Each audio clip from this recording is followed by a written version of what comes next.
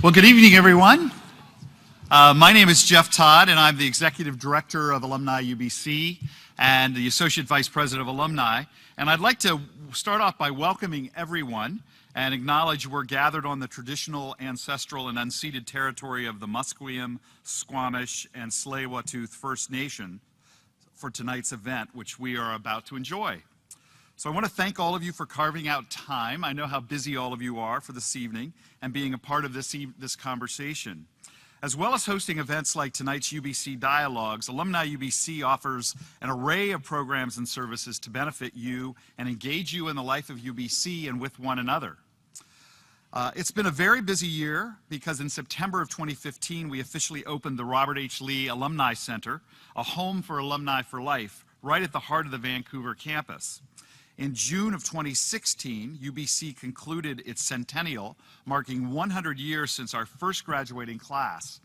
And last year at our Point Grey campus, we welcomed 3,000 new alumni. I should say just last week, 3,000 new alumni into our community at our fall graduation, hosting welcome receptions at the Alumni Center for our new additions to the alumni community. Named after one of UBC's most dedicated alumni, Bob Lee, the Alumni Center is the first of its kind in Canada and a living symbol of the partnership between UBC and its 320,000 global alumni community. So we invite you to visit the Alumni Center for a host of programs, including future dialogues like this, Your Next Step, Mastermind, Masterclass, and many other activities to satisfy your intellectual, cultural, and social appetites, and allowing you to engage with other alumni, students, faculty, and emeriti. It is your home at UBC. So last, but certainly not least, on August 15th, we were thrilled to welcome Professor Santa J. Ono as the 15th President and Vice Chancellor of UBC. Professor Ono joins us from the University of Cincinnati in Ohio, where he served as president from 2012 to 2016. Born in Vancouver, his father, Takashi Ono, was a mathematics professor at UBC in the early 1960s, and we're delighted to welcome him back to Vancouver. We'd like to now take this opportunity just to thank our presenting sponsor, Scotiabank, and our media and broadcast sponsor, CBC, for their ongoing support of these important discussions in the community. And a special thanks to our webcast partner, the Irving K. Barber Learning Center. So ladies and gentlemen, I hope you'll join me in thanking our sponsors for making this evening possible. Thank you.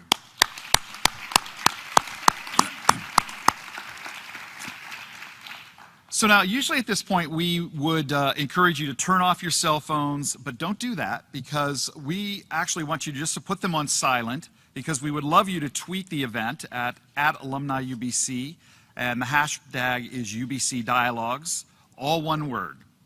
And tonight we're also going to be using a very cool audience engagement platform once again to engage everyone in the conversation. So if you have a mobile device, please take 30 seconds right now to take it out and go to alumniubc.cnf.io. Again, that was alumniubc.cnf.io.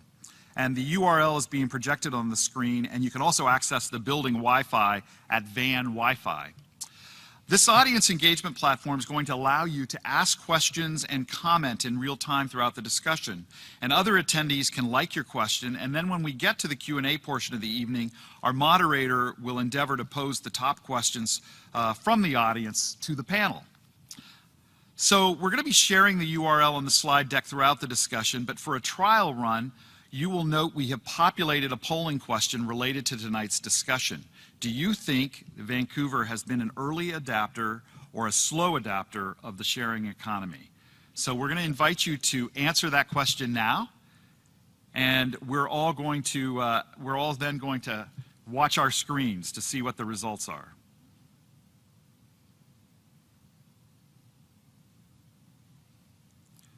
All right. Well, so far, if you look at the results, it's showing that most of you think we've been a slow adapter, right? The results are still coming in, but right now, pretty overwhelmingly that we've been a slow adapter, okay? So there you have it. So you can, again, use this for this evening to really ask questions, and again, our moderator will endeavor to use those questions during the conversation. So our alumni have actually consistently told us that they want to make a positive impact in their community and around the world. They want opportunities to connect with one another and with UBC, and they want to hear from UBC on issues that matter to them. So this evening, we're going to hear from alumni, faculty, and community members who are leaders in their field. And their conversation will be podcast and videotaped and available at alumniubc.ca for you to listen to or watch again, and more importantly, to share with your friends and colleagues and fellow alumni. So on behalf of UBC and Alumni UBC, I welcome all of you, and I thank our speakers for their time and talent. And now it's my pleasure to introduce Scotiabank's Braden Cook, who's the manager of the Scotiabank's Yaletown branch, who, as our presenting sponsor, will provide some brief remarks and then introduce tonight's moderator. Braden, welcome. Thanks, Jeff, and good evening, everyone. I'm thrilled to be here tonight to welcome you all to UBC Dialogues. Scotiabank is committed to supporting the communities in which we live and work. And like UBC Dialogues, we believe that different ideas and perspectives contribute to a strong and healthy society, one that fosters an inclusive culture and celebrates diversity and talent. We are very proud to be partnering with our friends at UBC Alumni on this fantastic series of events. Tonight, we're in for a real treat as we'll hear from another outstanding lineup of panelists. So she asked for the long introduction, but unfortunately, Gloria, all I've got is half a page here for you. So it's my pleasure now to welcome our moderator for this evening, Gloria Makarenko. Gloria is a longtime CBC News host and award-winning journalist who takes the host seat on BC Almanac, connecting British Columbians through conversation. She also hosts The Story From Here, a national radio show that brings Canadians the most lively and intriguing interviews from across the country. Gloria is also on CBC Television, hosting Our Vancouver, a current affairs TV show. To guide us along in tonight's dialogue, please join me in a warm welcome for our moderator, Gloria Makarenko.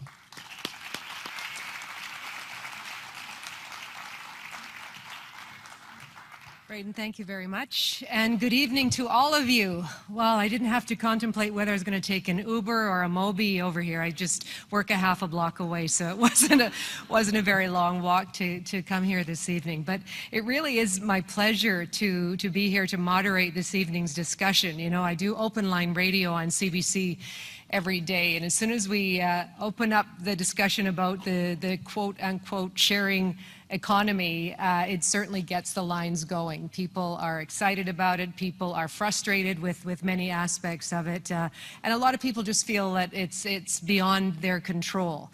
So let's talk about some of those issues tonight. You know that popular app and web-based services like Uber and Airbnb, they've completely disrupted the traditional business models.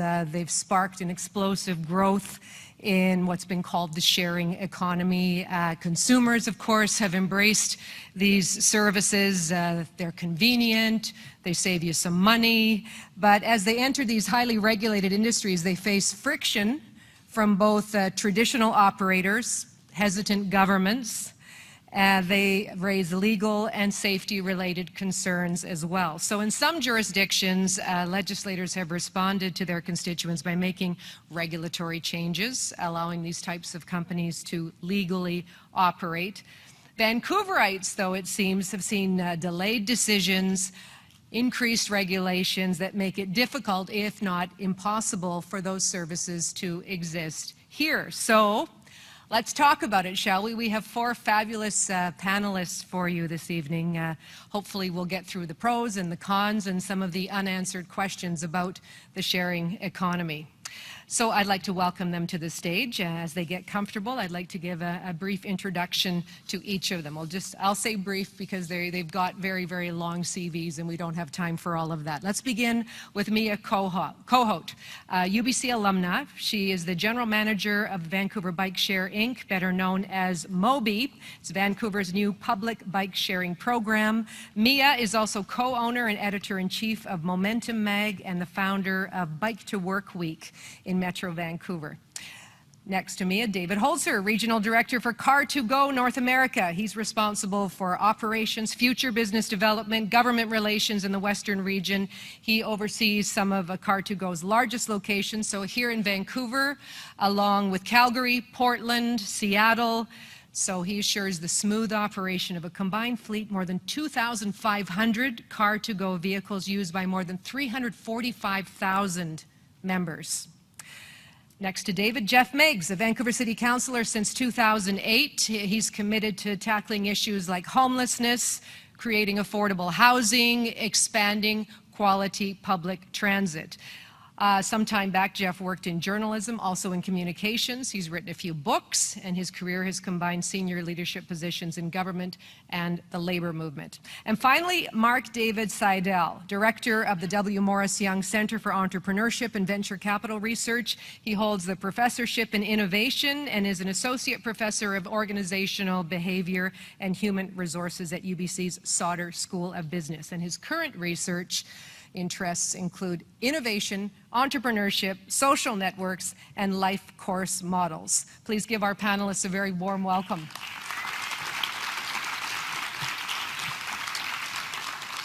So let me tell you how the next hour and a half or so is going to unfold. The format is going to be, I will chat with the panelists for about a half an hour here. We'll throw around some ideas and maybe some, what exactly is the sharing economy? What does that constitute? We'll also hope that you're going to participate on the audience engagement platform, put your questions into the system, and I'll check the tablet and hopefully get to some of the more popular questions, include them in the main discussion as well.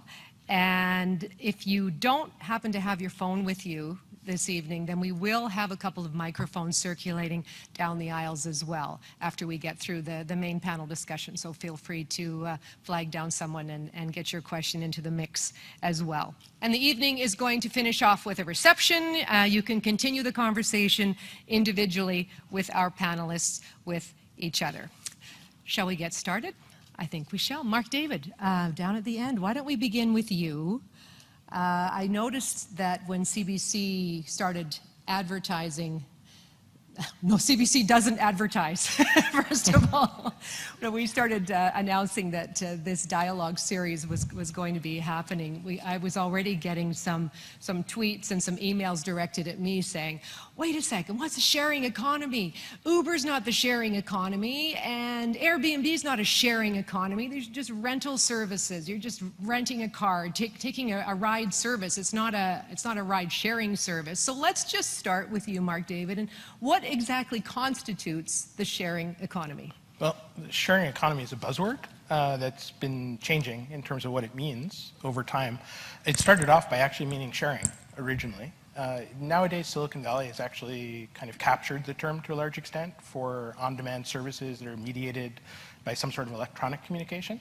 Traditionally, we had all forms of sharing as part of the economy. I mean, going back even to people just sharing a snowplow with neighbors, and each buying a share of it, that was sharing economy.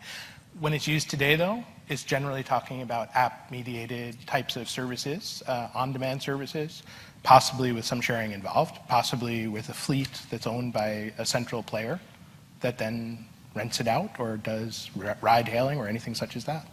In some of our discussions prior to today's event, we were talking about one of the first examples of the sharing economy was the encyclopedia. You were talking about that. Yeah, so the Oxford English Dictionary actually was one of the very first examples where people actually, they just asked people to, this was joint production, shared production, and they just sent out saying, please tell us about all the words you know, and just send in a postcard. They didn't have Wikipedia to do it online or anything like that yet. So this was back in the 1800s, and people just sent in postcards with a word, a definition, and a sample usage, and that's where the Oxford English Dictionary came from back in the 1800s. It's moved into modern day. Software is where it started off with peer-to-peer. So things such as the Linux community that created the operating system that competed heavily in that space. Most of the internet is operated on these peer-produced types of things as well. So almost all email, almost all web pages all go over open source software, which is peer-produced. Again, those are the older definitions though. Modern day, people, when you hear the term, people are basically talking about these types of platforms now. Well, another part of the question, of course, one is the definition of the sharing economy, and another is the title for this evening's event was, why is Vancouver so slow to adopt the sharing economy. And many of you seem to agree that Vancouver has been slow, just in that initial poll that indicates that, yeah, we haven't been so great. So let's go through the panelists. Jeff, perhaps we start with you now. Do you think Vancouver has been slow to adopt, or you think we've been ahead of the curve? Well, I disagree with the premise of the title, because I think that there's a long history of sharing here in BC that we forget about. Vancity Savings is a credit union where people share risk and help themselves develop their personal finances and business. It's got hundreds of thousands of members. This was the place where Mountain Equipment Co-op was founded, but more recently we had Moto, the car co-op, founded here. Car2Go launched here as one of its first locations in North America, and David can explain that to you. We have a number of other car sharing services. Now we have Mobi. And it may surprise people in the room to know there are no regulations in the City of Vancouver governing car sharing that the city has, and none involving short-term rental. And the short-term rental has been adopted so heavily that we see long-term rental drying up and vacancy rates dropping to zero. So the issue really hasn't been that we've been slow or that we've caused friction, in my view. It's that we maybe should have moved a little faster in some of these areas to make sure the benefits of this new technology flowed more to the city and less to offshore corporations. Okay, David, I'd like to get your thoughts just on the initial question. Have we been slow to adapt? Well, clearly I'm in the minority. I believe Vancouver, when it comes to car sharing, was very quick to adapt to it. We launched in 2011 with 225 cars, and we now have 1,000 cars and 118,000 members, which is equivalent to 1 in every 6 Vancouverites. So from our point of view, the city did a lot of work on that by creating a bylaw that allowed us to buy a parking permit. That parking permit, basically was the way that we were able to launch our service and become so successful. So I don't share the same view as many of you in this room that think that Vancouver is a little slow when it pertains to car sharing. Okay, well, I want to hear more about just what steps you had to get through to implement Car2Go here as well. But let's get to that in a minute. Mia, just let's go through the first question first of all. Slow to adapt or quick to adapt? Well, in the context of bike sharing, Vancouver has been slow. We're probably about city 800 or 1,000 in the world to adopt a bike sharing program. But that's actually had quite a few advantages for us, being that we can look to other cities for examples on how they've successfully set up their system. But as far as helmet sharing goes, I think we're probably the first city in the world to have a successful helmet sharing program. So. Ahead of the curve on some forms for sure. And Mark, David, before we continue the discussion, I'd just like to get your reaction to that. I agree that it depends on the sector that we're talking about. I think car share, we've been ahead of the curve. I mean, we're one of the top car sharing for people driving their own car shares. Ride hailing, we're behind the curve, and bikes, we were slow to market as well, I would say. So. Okay, right. Okay, let's get to some direct experience now. And Mia, perhaps we start, since you're the new kid on the block, in essence, in terms of the Mobi bicycles. How long did it take from inception to actually getting the bicycles, stands, everything up and running here in Vancouver? The City of Vancouver has had a long-standing desire to have bike sharing in Vancouver, and I believe the conversation at the city level is about 7 years old. But the current operator and the current system has been in conceptual planning stages since early this year in February. So the city has spent a long time thinking about it and thinking about how they wanted to adopt it, and then bringing the operator in, we were able to really move very quickly. And usually it takes over a year to plan a successful bike share program, and we were able to launch in just 4 months of operation. So those 7 years definitely helped us make things go a lot faster. And because we're so used to the sharing economy here in Vancouver, with car sharing being so successful, it's a system that people know and are familiar with, and because of that, we've had a very high adoption rate. We have a lot of users, a lot of customers. Even with the rain as it is right now, people are still riding the bike. So I think we've had a lot of benefit from now you mentioned we're 1,000th in the world, though, when you think about that. And so learning from others' mistakes, what didn't you do in Vancouver? Well, I think the success in Vancouver is that our infrastructure has been there already. So the city kind of paved the way and created all these great bike lanes, which just made cycling safe, which made it easy for people who wanted to adopt to bicycle sharing. And I think that's one of the greatest examples of why it's been so successful here. Arbutus Corridor also a factor? We look forward to that being a future part of Mobi users, for sure. We're not there yet, but we will be definitely putting bike share stations there soon. And right now, mostly commuters then? They're not riding around the seawall for the most part? You know, there are people that are riding around the seawall, but for the most part, at least 80% of users are local and using it for commutes. You see the bikes going into town in the morning, leaving town at the end of the day. So it's highly used by commuters. Okay, good to hear. David, what about with Car2Go, especially when you compare Vancouver to some of the other cities that you work in? You have I mean, Car2Go has been tremendously successful in Vancouver. I mean, I think it is the top location in North America for our service. We see thousands and thousands of people using the service each and every day. Back when we started in 2011, it was pretty foreign concept that we were going to do, and the city was quite open to it, which was pretty impressive. We still have conversations with cities trying to kind of get them open to it around the world and in North America. So, you know, coming in and saying like we wanted to put 200 cars on the street and anybody could rent them from anywhere and leave them anywhere was a challenging concept, but the city was really open to it. And when we launched, then all these cars started to appear on the roads all over the place, and people didn't know why they were there. And the city received some complaints as we slowly got the word out of what we were doing. And they were supportive, even though they were taking on some of these complaints. So from my perspective, you know, Car2Go, you know, Vancouver's got this like tech-savvy early adopter here that makes it really go, right? People are really into it, and there's an affordability issue, and Car2Go kind of meets that critical point of convenience and affordability that makes it really go for Vancouver. And there's, you know, a good public transit system here, and there's many different ways to get around the city, and there's a lot of people that are choosing not to use their own car to move about, and we give them just another tool sort of in the kit to move around the city and provide some freedom and some convenience to them. So I think it gets people out more.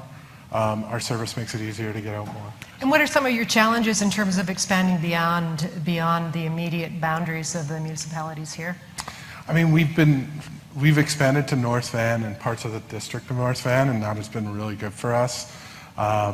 Density tends to be the challenge, and as we get farther away from city cores, and you'll see that in any city, but you have to have density in order to make it work, because you need multiple people doing multiple different types of trips to make it sort of move around and be sustainable without us having to go out there and move cars all the time. Yeah. I was surprised when you said we've got a good public transit system here. A lot of people would disagree with you when they can't get on that 99 bus in the morning. I don't know. Well, I do manage some other cities that have good public transit systems, and I have managed some that don't. Okay. So I see a broader spectrum. Okay. Is there a demographic? Is there a Car2Go demographic? Who is most using this? Who is most using this? I mean, we appeal to a wide array of age and types of people. So, I mean, I would say like the people that are most inclined to use this are living in the city, you know, pretty active, going out a lot. Is there an age? It kind of varies from 25 all the way to 50. I mean, we've seen, and like, you know, we see a pretty wide range. But for the most part, the people that are really comfortable with technology, early adopters in a large case, right? Like they get it, they understand how to use the technology, and they're quite comfortable. So yeah.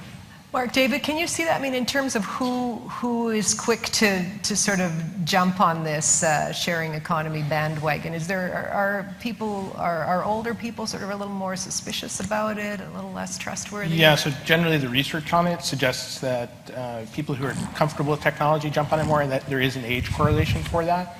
It probably plays out here in Vancouver as well. I would imagine you probably get more usage in some of the areas like Gastown or the various other places where there's startups activity as well, where there's more tech-savvy demographic just in the immediate area. And that's pretty consistent in terms of, on average, younger people are easier to adopt any sort of new technology. Okay. Jeff, okay, let's get the City Hall perspective in all of this now. From what I've heard from Mia and from David, Mobi, come on in, Car2Go, we want this to work. Uber, Airbnb, that's a whole other ball game. And why is that? I should just say to David, I'm an outlier. I'm over 50 and a Car2Go user. Okay. But, we really appreciate that. Yeah.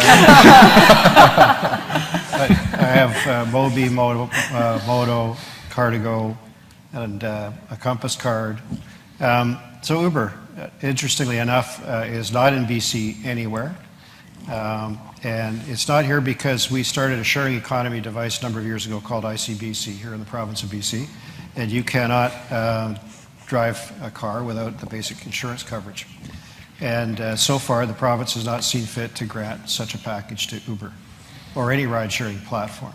And that's why they're not here. That's the key reason. Uber, unlike Airbnb, which has been working collaboratively, although not without some issues with the City of Vancouver anyway, and I'm sure others, that's very different cultural or corporate culture. Airbnb phones up and says, we hear you're concerned, let's talk.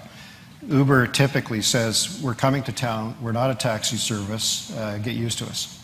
Although I've had lots of meetings with the Uber reps, and in the province of BC, there's an ongoing process now run by the province, by Peter Fassbender, to see what should be done around ride sharing. But we encouraged ride sharing and had encouraged a lot of evolution and innovation in the taxi sector. We know there's a lot of frustration and a desire to have a lot more taxi service. But the issue for us, and we have an overlapping kind of jurisdiction, is we want to protect what we have with the taxi service and not lose that in the face of an Uber change or a ride-sharing change. I want to say ride-sharing because I don't think Uber is the only player in that space either. So what are we talking about? We're talking about public safety, the chauffeur permits and criminal record checks. We're talking about the inspections of the vehicles, the markings, the tracking, and all of that kind of thing, plus the dispersal of the service, so there's supposed to be a guaranteed minimum, and the fare structure we think is important. Those are all things that were built up over years of careful regulation. And I know there's people in the crowd probably tweeting right now that I'm missing some important facts about the owners of the cabs who come in for a lot of abuse. But I don't think too many of us, I haven't driven a cab, but I haven't met anybody who said, all I want to do for the rest of my life is drive cab. The folks in that sector have followed all the rules, and they're seeing whatever they've earned really decline sharply in value, and I see them as small business people who are entitled to some kind of a transition. But that's what the province has to figure out. We're going to hear from them in the next month, I think, or certainly before the election about what they have in mind. But the City of Vancouver has urged the province to bring its policy update, and that's the consultation that's going on now. Okay, Mark, David, can you add to that? Have there been other cities that have had those red flags or a very cautious approach to bringing in services like Uber? So right now, the last time I looked at the stats, correct me if I'm wrong, but Vancouver's the largest city in North America without Uber right now, for instance. I believe that's right. There are issues at the provincial level versus the city level, of course. There's a large lobbying effort, in essence, to stop it. So, there's institutional actors in place that are trying to slow it down, both at the provincial and the city level, in terms of the owners of the leases versus the drivers. And there is a difference there, I would say, between the taxi drivers and the taxi owners, the lease owners. So we do need to look at what the institutional motivations are to slow it down, because it has been slow here. So. But in the meantime, Jeff, you point out that there are no new taxi licenses going out right now, and people on a Friday night downtown can't get a ride. No, it's paralysis provincially in a standoff that we've hoped would end, but it hasn't yet. We'd like to see a lot more taxi licenses out there, and so would the industry. The province has got its own approach, but until there's a new provincial framework, we're not going to be able to move forward. I think one of the other things that's interesting about Mia's story too is that we thought we might be ready to go about 3 years ago, but part of what the city tries to do is not take on risk for taxpayers. And the original procurement process got slowed down while there was huge financial difficulties for some of the people who wanted to provide the service at that time. Then everything sort of settled out, and as Mia said, there was a big evolution in what had happened in the sector, and it seems to be a really solid launch now. So, you know, it's frustrating for people out there who wanted bike share ages ago, but I think we got other obligations we've got to take care of, including taxpayers' dollars and some of the service levels that we want to see. So I think I just want to put one clarification out there, though, because in the bike share case, there's subsidy going on from the city towards that. The ride-hailing services, they're not requesting subsidies per se, so it's more an issue of controlling the safety or the regulation over it. We subsidize as little as possible, as I think Mia will confirm. Well, $5 million, though, right? So, Yeah, startup. Sorry, $5 million? $5 million for Mobi, I believe. Mobi, the supplement From the city. from the city. It's 5 or 6 million. I forget. 5 million. 5 million, yeah. So I mean, the city is actually paying for that, you know, in terms of taking on some of the risk of it. Whereas, you know, for the ride-hailing services, I don't believe Car2Go got any sort of a supplement. They basically did it as a private. Now he's going to ask. No, we did not. Yes. Well, we're allocating street space, though. And people Yeah. out there I would mean- say it's not a subsidy, but it's Yeah, so a subsidized startup versus a free market startup is, you know, it's a slightly different, you know, we can't really compare them directly, I think.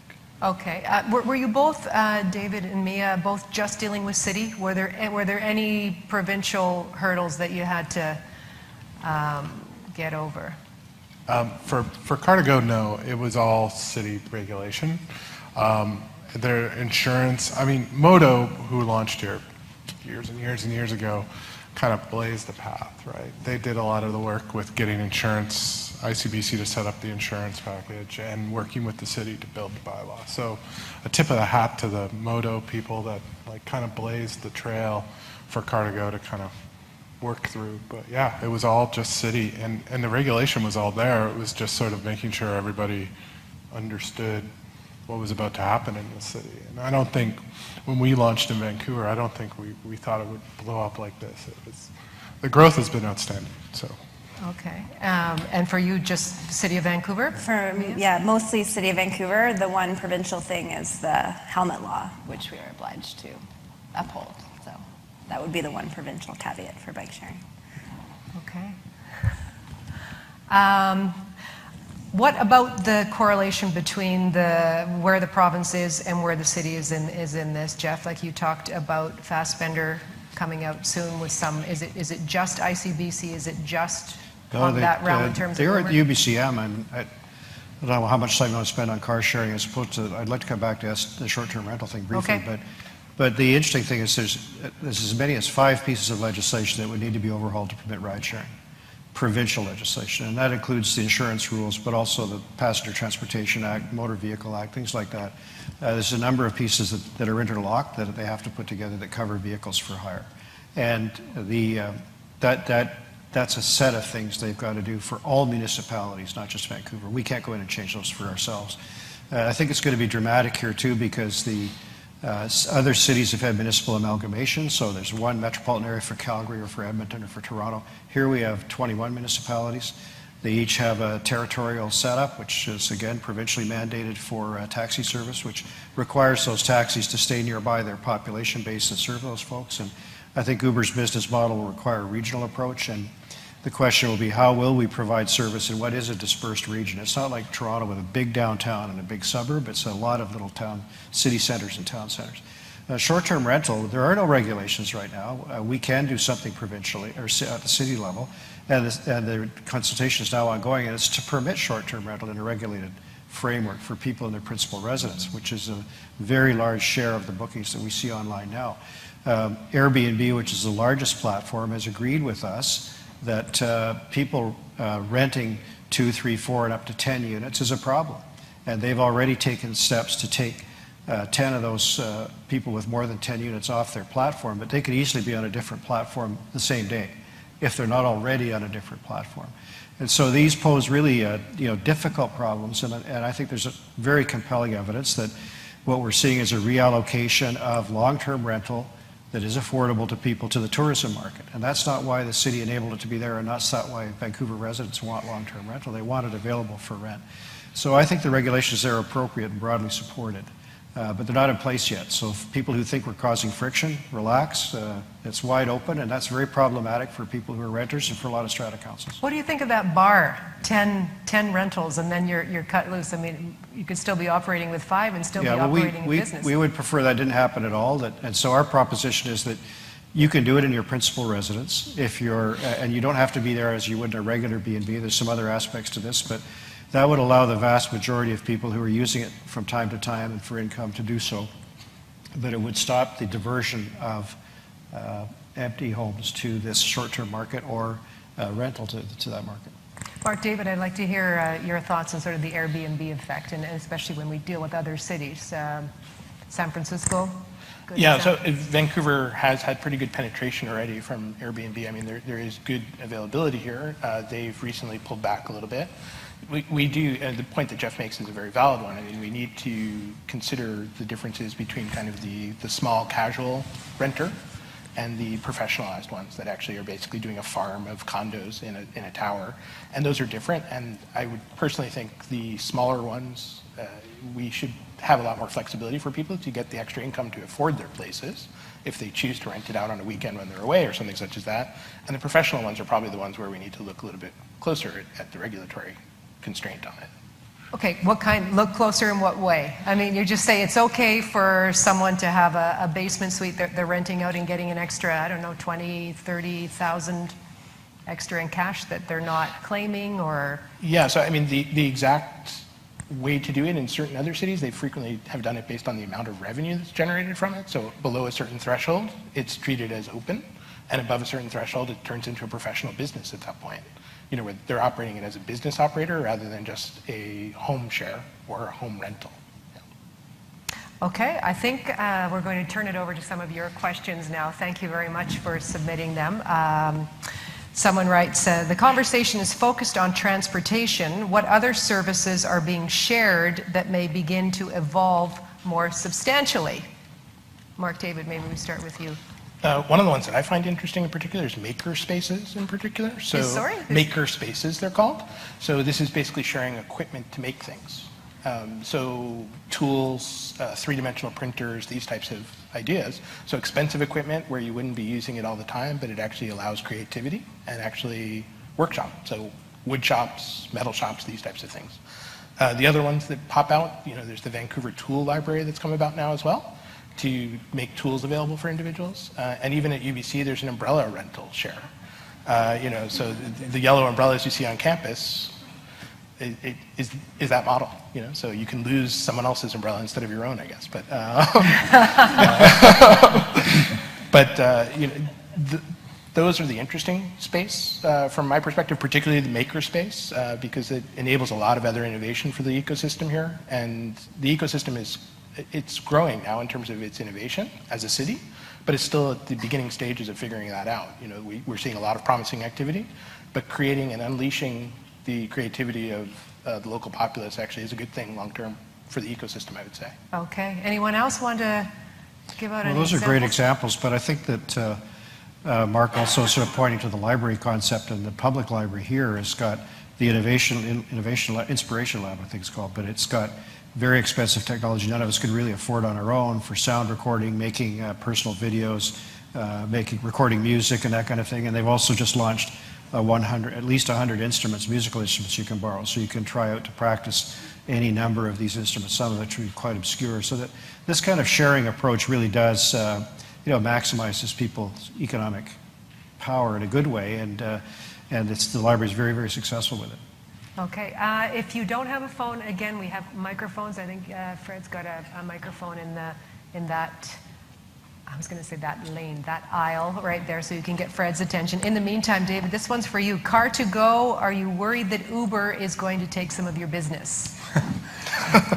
I mean, I think we're still fighting the main factor, which is car ownership and private car use. I think there's lots of work that can still be done to get people out of that way of transportation. Even in Vancouver, I think that it's still the majority of trips are done by private car owners, you know, owned cars. So like for us, I think that's where we see the market as, and the more options that are out there, the more tools people have to move around the city, the more likely they're not going to use their own car.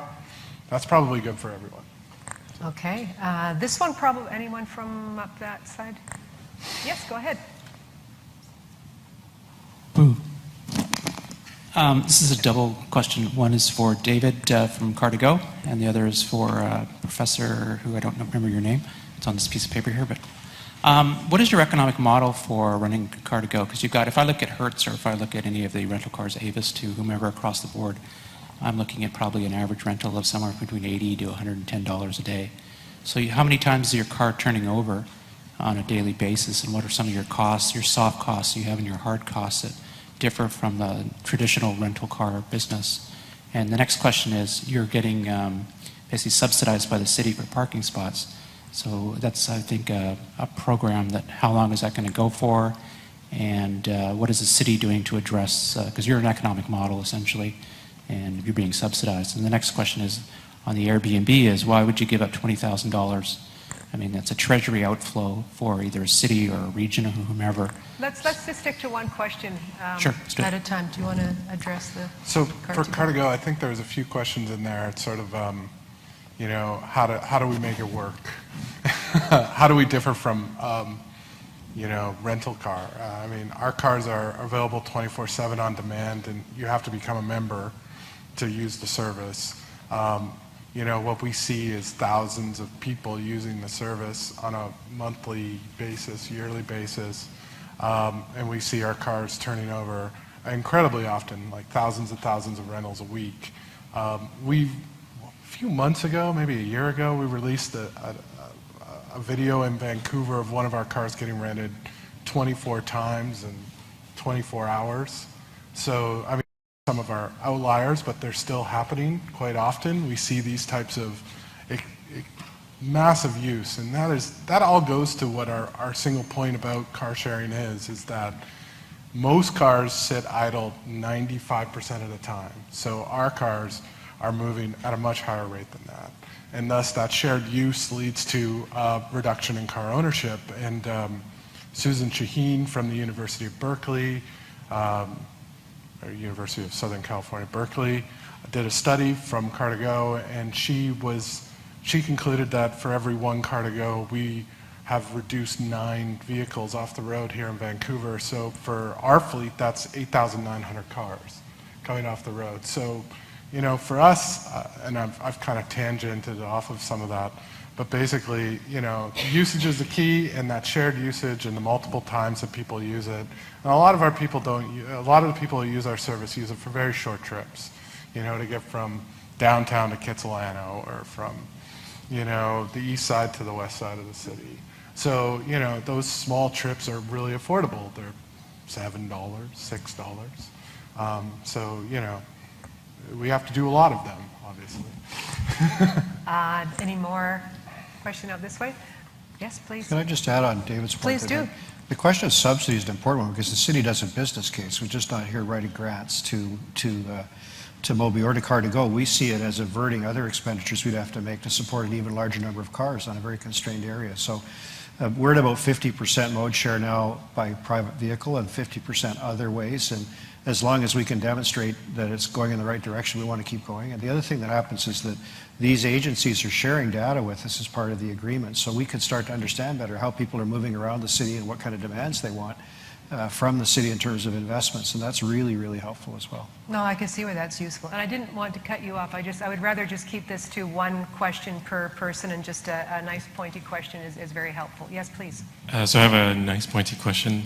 As someone whom older people would call like a millennial, we're graduating into the worst recession since the Great Depression, and the job market has not really recovered. So what I'm really worried about is, I know there's different models of the sharing economy, different ways these work that you were talking about, but I'm worried about that these sort of on-demand services are turning the security of full-time jobs into running a bunch of errands by clicking accept on apps, and it's going to be my labor market future. So as thinkers and decision makers, what are you doing to make sure that we don't end up some sort of end up in this situation where there's no labor market security due to the proliferation of these on-demand apps. You feel like once it's out of the bag, it's out of the bag for good. Mark David, do you Yeah, want so I'll jump in on that.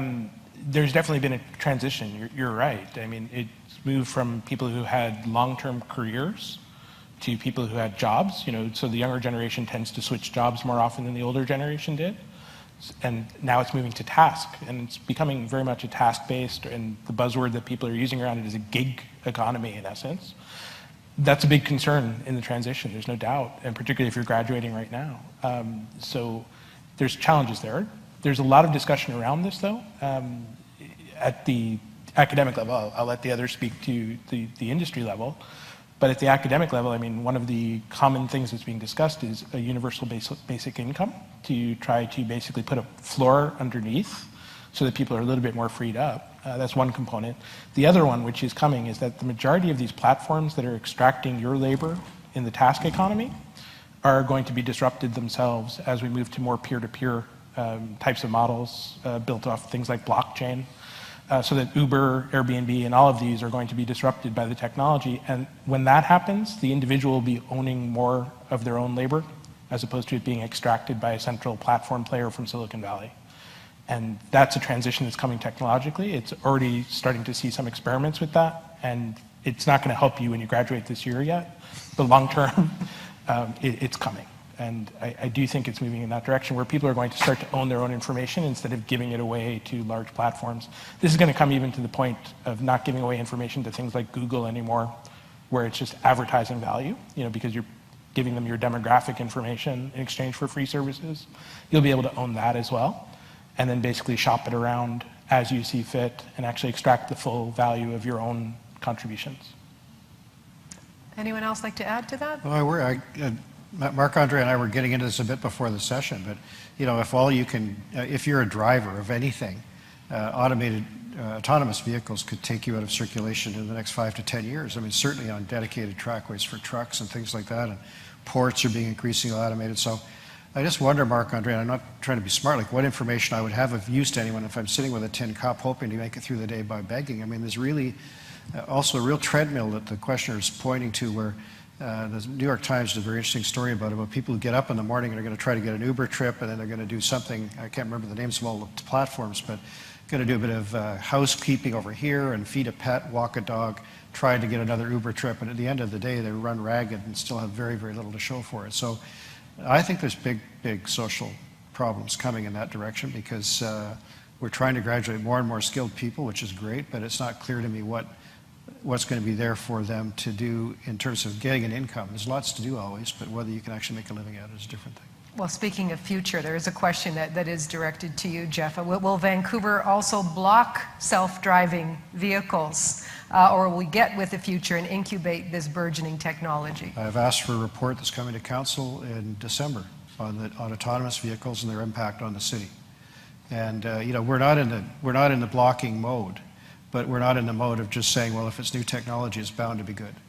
And I think the amount of income that's being taken out of our economy now by the short-term rental platforms and some of the others is very significant. And it would be good if it was here and taxed and so on. There's a lot of debates going on. What kind of information can they provide now when we don't have these vehicles in service here now? Autonomous vehicles? Yeah. Well, it just hasn't been approved yet for road use, I think. I mean, they're being experimented with by Google and all kinds of other people and intercity trucks and so on. But I suspect in closed settings like the port and so forth, they'll be coming very quickly because, you can dictate there. I mean, we have autonomous vehicles on SkyTrain, so it's not like it's new to the region. Whether they could be used for buses in the next 10 years, I don't know, but I wouldn't want to rule it out. And there's an awful lot of people making a decent income right now driving.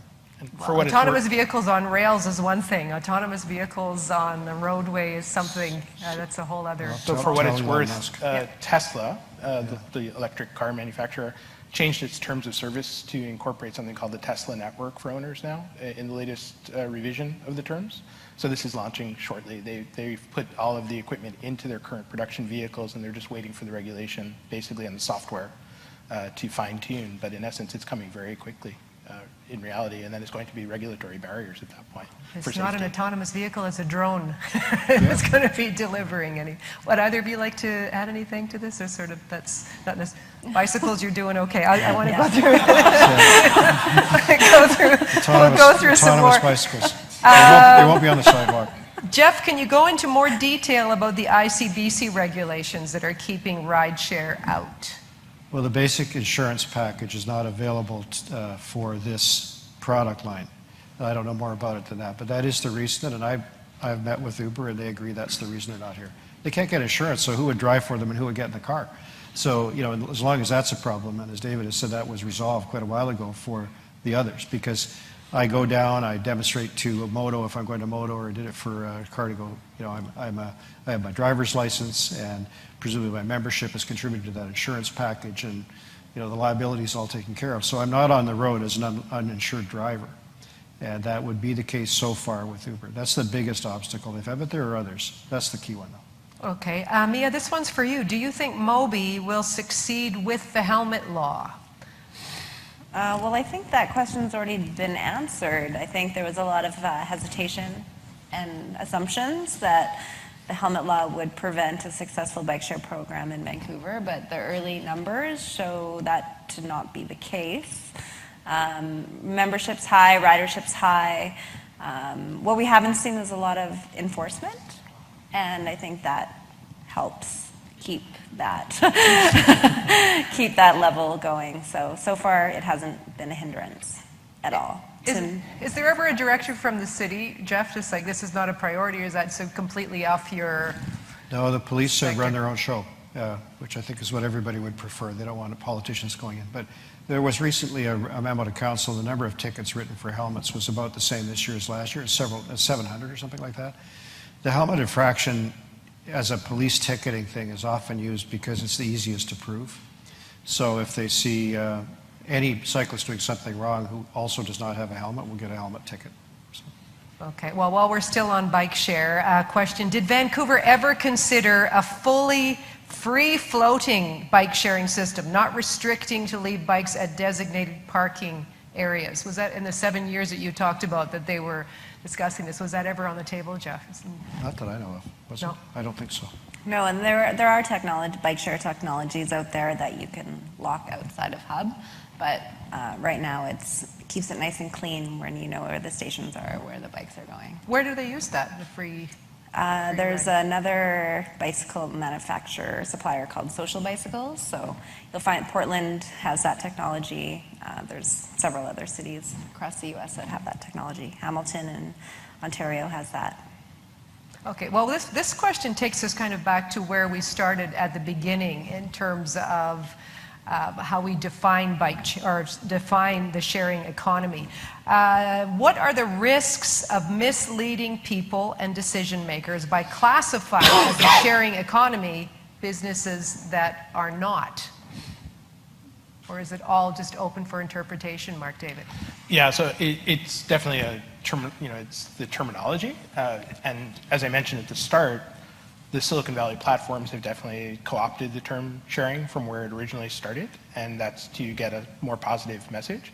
And so it has been co-opted to a large extent. It's no longer sharing. I mean, basically what we're talking about is this concept of sharing, the way it's used now, in essence, is basically just utilization of underutilized resources. These are either centrally owned. So, I mean, something like Mobi or Car2Go, it's a centrally owned fleet that's shared, you know. Whereas, you know, if it's actually a person-to-person type of car, it would be a very different model, and you would have something more like a Turo or something like that on the car level. So, in essence, it's the technology platform is what they're talking about with that, and I wouldn't get too concerned about the words other than that they've co-opted it and made it friendlier than what it is. Okay, another question from the audience up here? Yes. So this question is for Jeff. Just wondering, is the City of Vancouver, do they have any proposals or special programs or incentives to attract tech companies to set up base here, or even something related to the sharing economy, special programs like that in the pipeline? Well, the city's done some land use planning, especially in one of the best examples is in the area that's sort of between Broadway and 2nd Avenue and Cambie and Main, where we changed the zoning slightly to add extra density and make the uses more flexible. And that's a jobs area which already had about 8,000 jobs, has added about another 3,000 since. So these densities are really, really helpful, and those are folks who are, you know, like craft beer, like used car to go, Mobi, you name it. But they're producing a lot of value and a lot of wealth. There's some other areas in the city where we're doing that. But I think one thing that we lose sight of here is we're very lucky. I mean, we're worried about whether we're getting it fast enough. The sharing economy is not on the horizon for big chunks of the province. I really saw that at the UBCM, where small communities were saying to the Uber guy who was sitting next to me, when are you coming to Fernie or whatever? We don't even have a cab there. And he said, never. You know, you can't, their business model now doesn't work, according to him, at cities below 30,000. So mobility, the short-term rental thing is very, very difficult in Nelson, BC, where all the student housing disappeared overnight because suddenly everybody started renting. It wasn't that many rentals, but it was enough to really cripple student housing. So, you know, these are big consequences that have to be managed through. And like, so we can encourage tech, and we do here in BC, in Vancouver especially, we're successful, and they're getting some in Kamloops and a few other places. But large parts of the province are not getting the benefits. And I think that's a, you know, if people here are interested in the benefits of the sharing economy, I don't think they're distributed regionally very fairly. Okay, David, for you, are there externalities or taxpayer costs associated with car-to-go, such as increased accidents associated with people driving quickly to minimize the time charge? I don't think In so. your Ferraris. Yeah, I don't think so. I mean, on the insurance front, I don't think our cars get in any more accidents than anybody else. Accidents happen, they're part of the road. We don't see our members, you know, being anything abnormal than anybody else out there, any other driver on the road. So, no, would be my answer. Okay, no. Jeff Meggs, over to you again. Why is Uber not in Vancouver when so many British Columbians want the service? Why are you, I'm mixing in some questions here so you can address them all. Why are you protecting the taxi industry from competition? And do you expect Uber or an equivalent will eventually launch here? When? How can the obstacles to it best be overcome? They're kind of all in the same We've been trying to establish some transition to ride-sharing for 3 or 4 years now. And I'll repeat, the key obstacle to Uber and other ride-sharing platforms is the insurance issue. You know, there are those who say, well, we're protecting the taxi industry. And I think there's some things that are worth protecting in the taxi industry. And in this crowd, I may not find any takers for that. But I think it's important that we require them. And we have the largest fleet of hybrid taxis anywhere in North America. We require that. That won't be the case for Uber. We have every single driver in the City of Vancouver trained to work with people with disabilities, whether those disabilities are vision or others, and that's seniors and people with wheelchairs and so on. And they're required to provide wheelchair accessible vehicles, and those come at very significant extra cost. So, you know, we have a bunch of other things that we do on the consumer protection side and the safety side as well. So we are trying to make this transition, and I think we could have made it faster if there'd been more understanding on various sides. But I make no apology really for trying to help through that transition, the 800 owners, the small business people who've done nothing more really than follow all the rules they were given and have driven 12 hours a day, 6 days a week for most of their lives. Sorry if that bothers people. Well, that's, I'm sorry. Follow-up question, though. What can private citizens do to help eliminate provincial obstacles? Well, there's a big consultation on that Peter Fassbender's writing, and you can write to him, as thousands and thousands of people have, and say you want ride sharing. And I don't think we'll be having this forum in a couple of years without ride sharing. I think it'll be in place by then. I did an interview with Peter Fassbender a couple of weeks ago on CBC Radio, and he indeed just said probably within a month, we're going to be hearing some news on that front. Proposal, yeah. So we'll see it. I'd be curious to follow up on it also, though, because you mentioned the accessibility training for the taxis, and there was a little bit of a debate between the city and the province around the handicap taxis around the Uber issue as well. I was wondering if you could give us some more details. Well, while we're waiting for the changes, we would love them to approve 70 new cabs that would be centrally dispatched and all wheelchair accessible. And the province has declined to do that through the Passenger Transportation Board. At the same time, the province is insisting that first we agree to allow municipal cabs to pick up 38 here in Vancouver. This is all really in the weeds taxi business, but And we don't think that's advisable. Council's been unanimous on that. It's right across party lines. So that's the deadlock that's there on the taxi supply front. We could either have the 38 if council agreed, or the 70 if the province agreed. And while that was, I agree, frustrating argument was unfolding, we tried to have a big discussion about rideshare. The city convened it. We invited Uber to be there. We had everybody there. It was very, very interesting. I mean, when you talk about this sector in Vancouver, you're talking about the cruise ships, you're talking about YVR, you're talking about a number of municipalities, plus different customer groups that have very specific requirements, and a problem we have, which is not that there is a huge problem getting a cab out of the Granville Entertainment District, but it's even tougher to get a cab in parts of Vancouver where, as Car2Go is finding, they can't make a service work either. So distribution of service and making sure people have access is a big deal. The other concern we hear a lot about ride sharing is the surge pricing. And with a flat fare system that we have right now, it's something that people understand, it's predictable. And if it's raining tonight, you're going to pay the same to go home as if you would in the middle of the summer on a nice hot late evening. So that's not true with ride sharing, and that's another big change that the province has to consider and make. I just want to fit in one more question. It is the top question here. And David, I think it has been addressed, but perhaps you can just clarify. What is the difference between Uber and Car2Go when it comes to regulation by ICBC?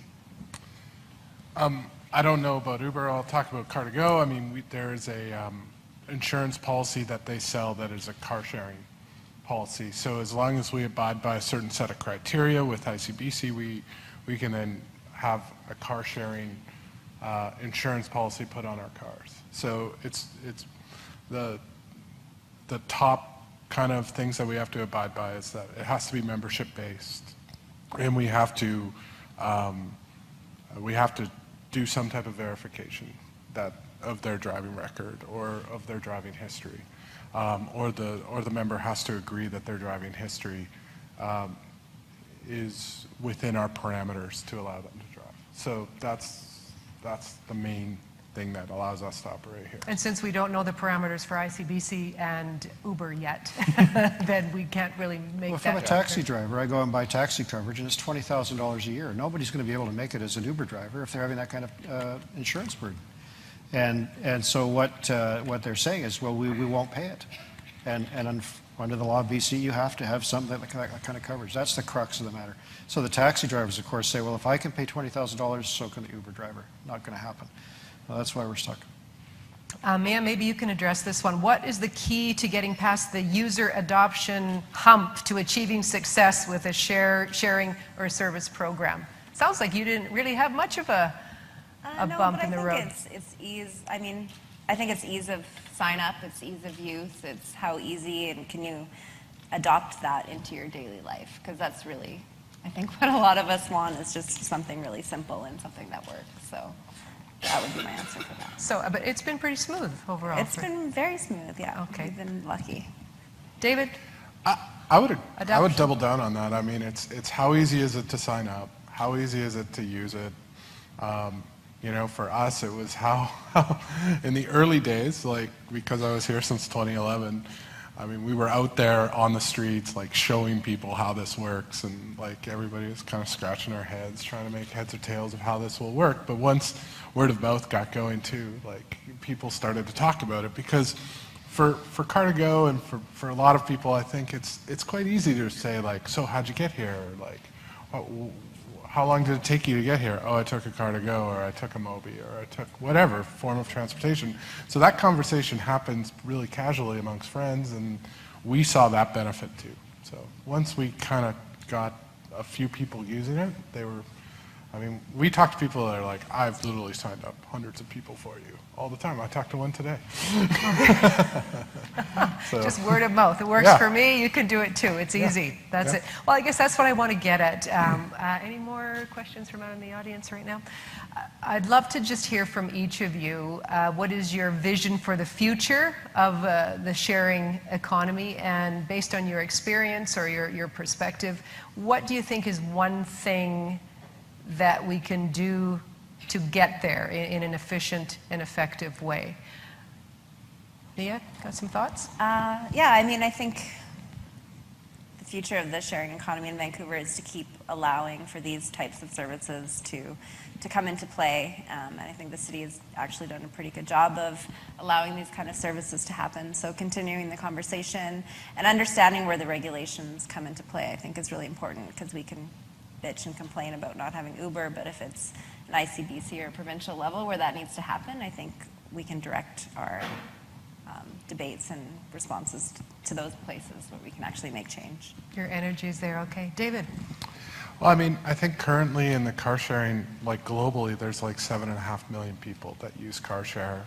And Frost and Sullivan this year released a study saying that it'll be 36 million people using car share by 2025. So, I mean, the future is very bright for car sharing, and you know, the next step is probably in the autonomous car kind of range for car share.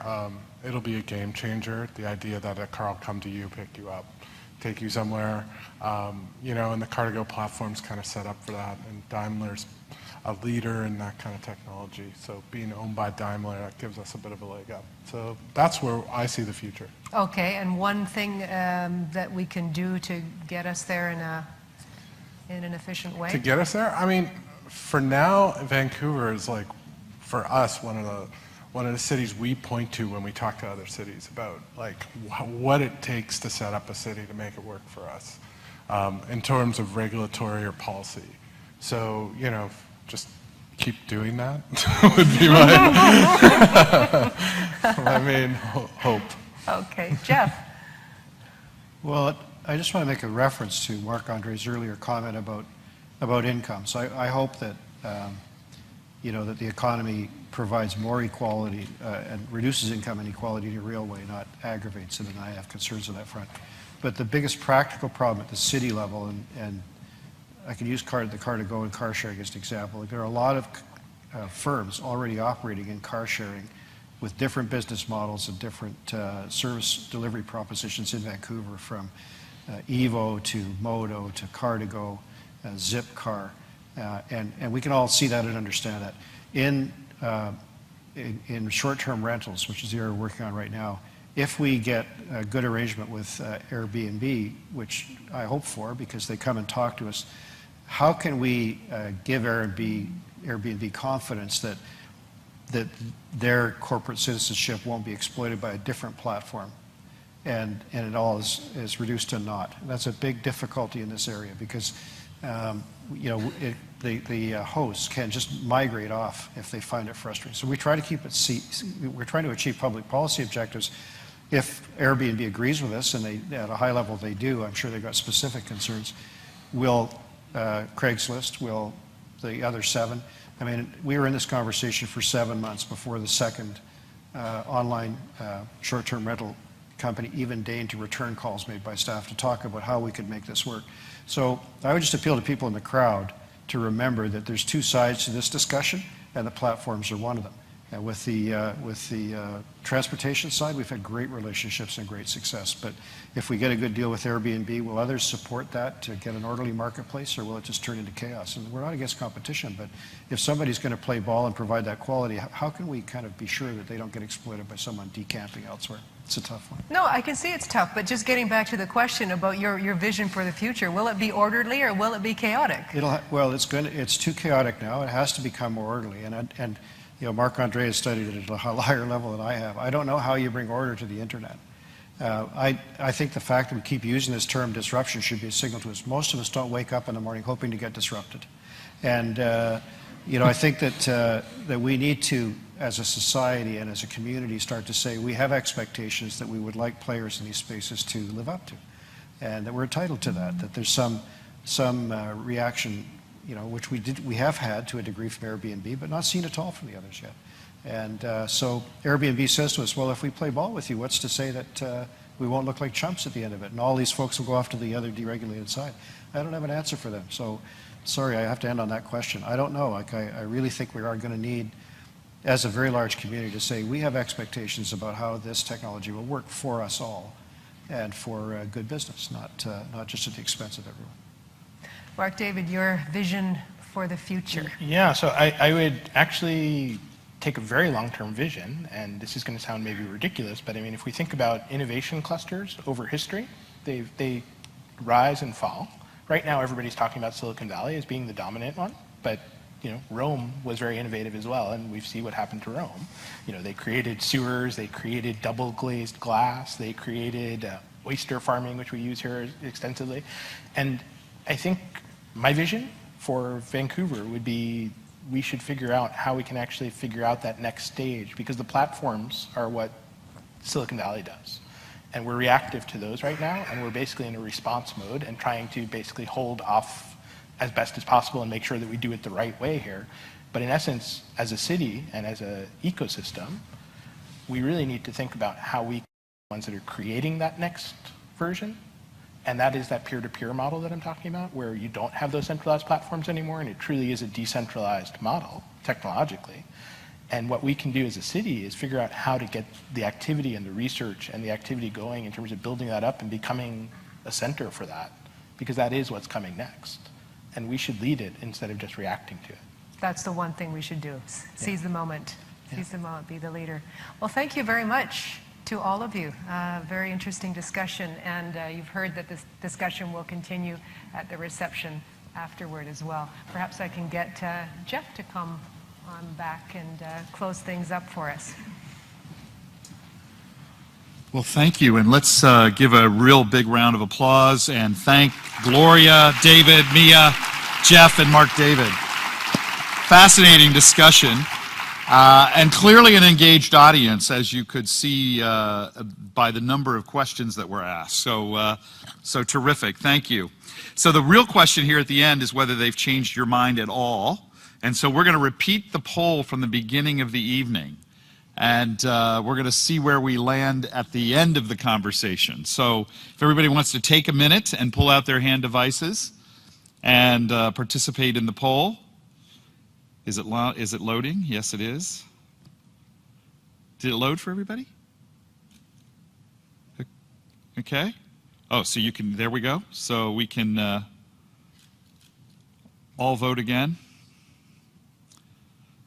Ah, well, it's trending as if there is a little more of a split response to the original question now. So everybody's still voting, but it's looking a little bit more like a few of you have been convinced. Some of you still aren't convinced. So thank you for participating in the poll there this evening. So you're going to see on the screens a number of upcoming events and programs that we invite you to participate in. And also check out the UBC A card, which provides you a host of exclusive benefits for all of our alumni. And again, I want to thank our sponsors, our moderator, Gloria, and our incredible panelists. And I also want to say thank you to our team that organizes and put these events together for all of you. And I hope you'll join me in thanking them as well, because they do a magnificent job for all of you and our alumni community.